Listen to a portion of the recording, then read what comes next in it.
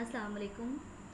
Welcome to Java NetBean series. आज जो है हम स्टार्ट करेंगे एक एडवांस्ड कैलकुलेटर बनाना। वैसे हम पहले लेक्चर्स में कैलकुलेटर एक सिंपल कैलकुलेटर बनाना सीख चुके हैं, लेकिन ये थोड़ा एडवांस्ड कैलकुलेटर है कि इसका डिज़ाइन जिस तरह पहले पूरे कैलकुलेटर का डिज़ाइन हम जो है वो देखते हैं उस तरह का डिज़ाइन होगा। डिफरेंट बटन्स जो है यहाँ ऐड किए जाएंगे।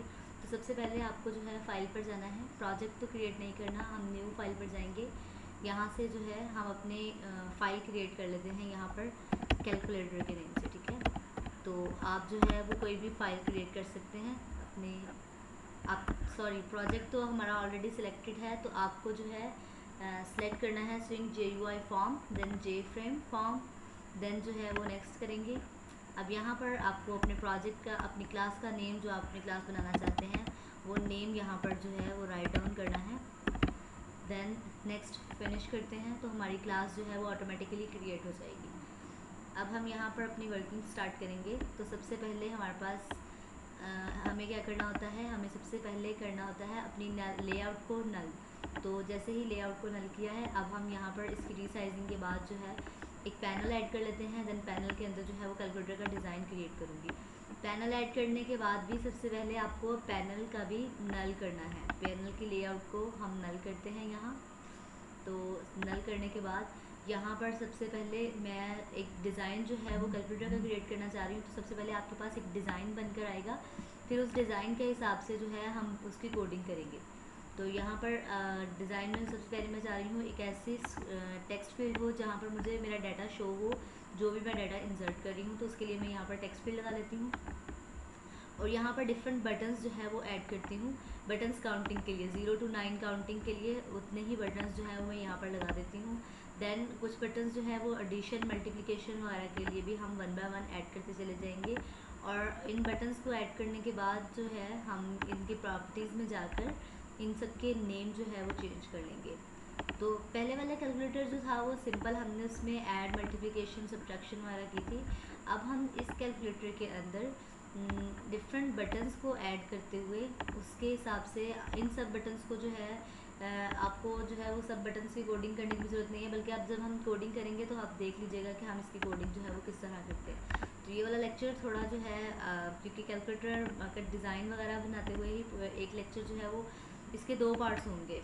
तो पहले पार्ट में सिंपल हम डिज़ाइन क्रिएट कर लेंगे, सेकंड पार्ट में जो है हम इसकी कोडिंग कर लेंगे। सबसे इम्पॉर्टेंट आपका डिज़ाइन होता है कि जब तक आप जो है वो डिज़ाइन क्रिएट नहीं कर लेते तब तक आप जो है उसकी बैकएंड पे कोडिंग नहीं कर सकते। यानी आपके पास एक डिज़ाइन होता है तो ऑटोमेटिकली हम उसके हिसाब से कोडिंग जो है वो सेट करते रहते हैं, ठीक है। टेक्स्ट फील्ड तो ऑटोमेटिकली हम बाद में नल कर देंगे। यहाँ पर हम डिफरेंट वैल्यूज़ वगैरह ऐड कर लेते हैं, यानी 1 2 के हिसाब से मैं यहाँ पर ऐड कर लेती हूँ।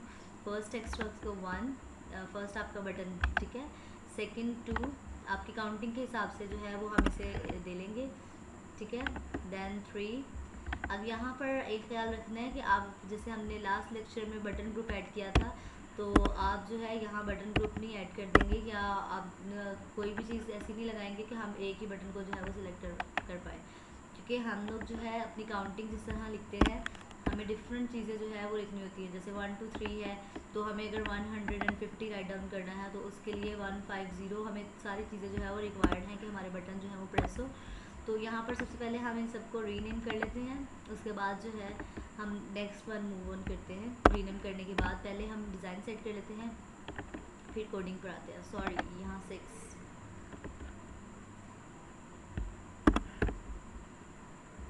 ठीक है। 1 by 1 जो है वो नेम उसके चेंज करते जाएंगे। यहाँ 7,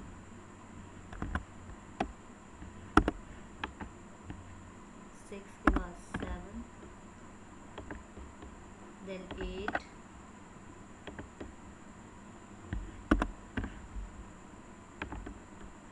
ठीक है। यहाँ क्या आ जाएगा 9। अब देखिए, आपको पता है कि हम 10 तो लिखते ही नहीं हैं, तो हम यहाँ पर 10 जो है वो नहीं लिखेंगे। फिर तो इस तरह तो आपको बहुत सारे बटन लगाने पड़ जाएंगे। तो यहाँ हम 10 नहीं लिखेंगे, हम सिंपल यहाँ पर 0 ऐड कर देते हैं, क्योंकि इन्हीं कम्बिनेशन की वजह से हम हर चीज़ जो है वो क्रिएट कर सकते हैं। अब देखिए, जितने यहाँ पर बटन्स लगा चुकी हूँ, इन बटन्स के साथ जो है मैं कोई भी डिजिट लिख सकती हूँ। और सिर्फ हमें बटन्स पे 0 to 9 काउंटिंग ही नहीं चाहिए होती, जबकि हमें कोई वैल्यूज़ पॉइंट के अंदर भी लिखनी होती है। तो मैं यहाँ पर ये बटन जो है वो पॉइंट का लगा दूँगी। ठीक है, बिल्कुल एक कैलकुलेटर की लेआउट जो है वो मैं यहाँ पर जनरेट कर रही हूँ कि हम अपनी कैलकुलेटर जिस तरह बनाते हैं यहाँ पर भी हम इसी तरह ही कैलकुलेटर बना लेते हैं। ठीक है, तो अगर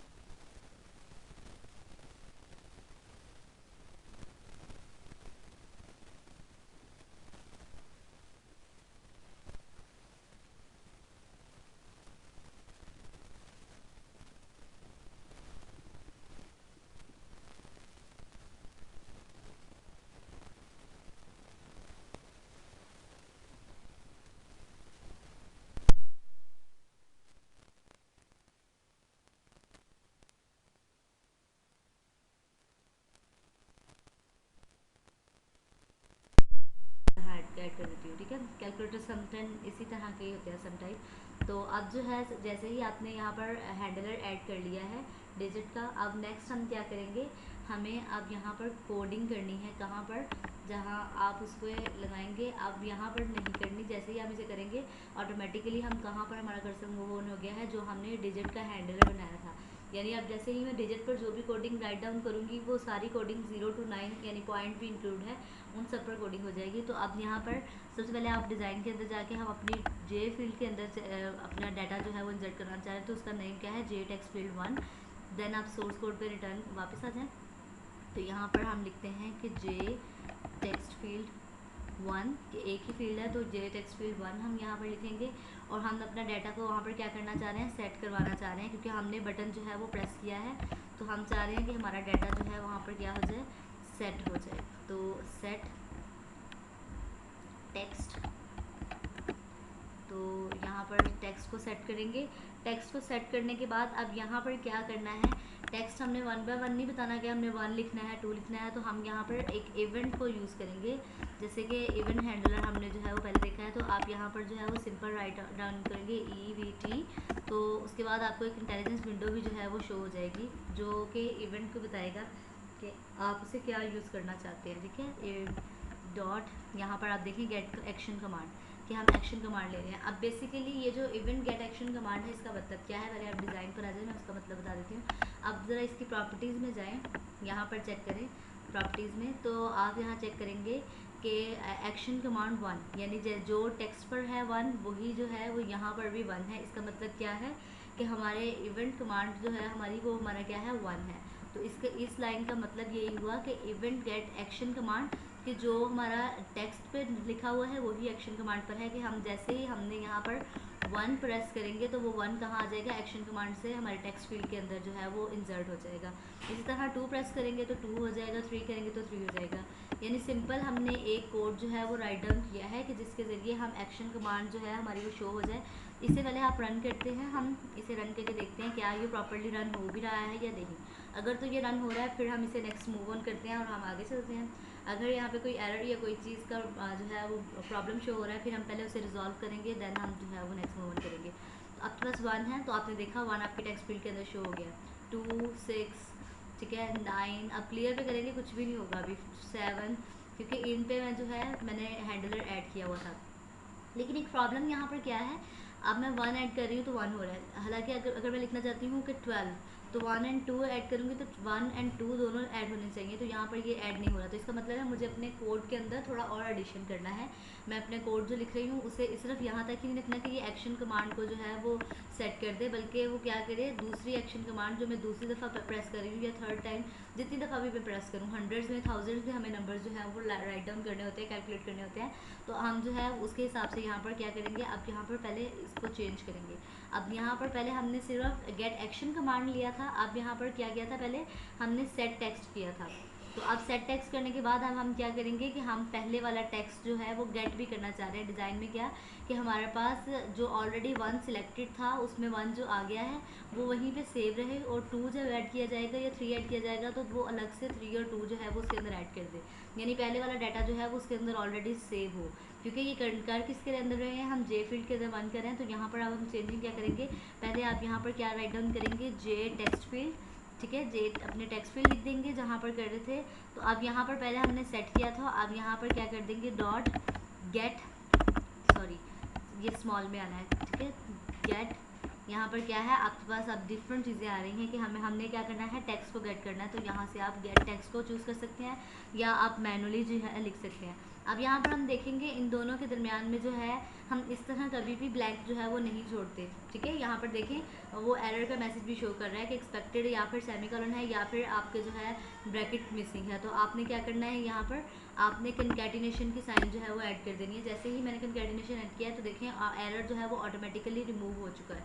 अब नेक्स्ट हम इसे रन करते हैं, अब देखते हैं क्या ये जो है हमारा प्रॉपर्ली रन हुआ है। हमें दोनों चीज़ें या हम डिफरेंट डिजिट्स जो है वो एक साथ राइट डाउन कर सकते हैं टेक्स्ट फील्ड में। तो आप देखें 1 देन 2 ऑटोमेटिकली हमारा लिखा जा रहा है। अब हम जितने भी डिजिट ऐड करेंगे वो ऐड होंगे, लेकिन अभी क्योंकि इन ऑपरेटर्स पे कोई भी फंक्शन जो है वो मैंने राइट डाउन नहीं किया, इन पे कोई भी कोड जो है वो मैंने नहीं लिखा, इसलिए ये आपको ऐसे ही शो हो रहे हैं, ठीक है। थोड़ा डिज़ाइन के अंदर और चेंजिंग कर देते हैं कि हमारे जो डिजिट्स वगैरह हैं वो थोड़े छोटे शो हो रहे हैं। हम इसे जो है कर देते हैं इसमें, इसे इसकी एक साथ ही प्रॉपर्टीज़ में जाते हैं और इनका फाउंड साइज़ वगैरह जो है वो हम इंक्रीज़ कर देते हैं। ठीक है, तो यहाँ से पहले तो इसे बोल्ड करते हैं हम, देन हम 18 कर लेते हैं फॉर एग्जांपल। ठीक है, तो अब यहाँ पर जो है वो क्लियर हो गया है। इक्वल का नहीं किया था, इक्वल को दोबारा कर लेती हूँ, इक्वल सेलेक्ट नहीं था। ठीक है, तो यहाँ से 18 देन बोल्ड। तो देखें अब जो है, अब इसके लिए थोड़ा जो है वो स्टाइल चेंज हो गया है।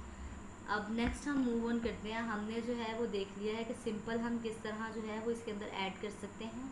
तो बाकी हम इन बटन्स की कोडिंग जो है वो नेक्स्ट लेक्चर के अंदर देखते हैं।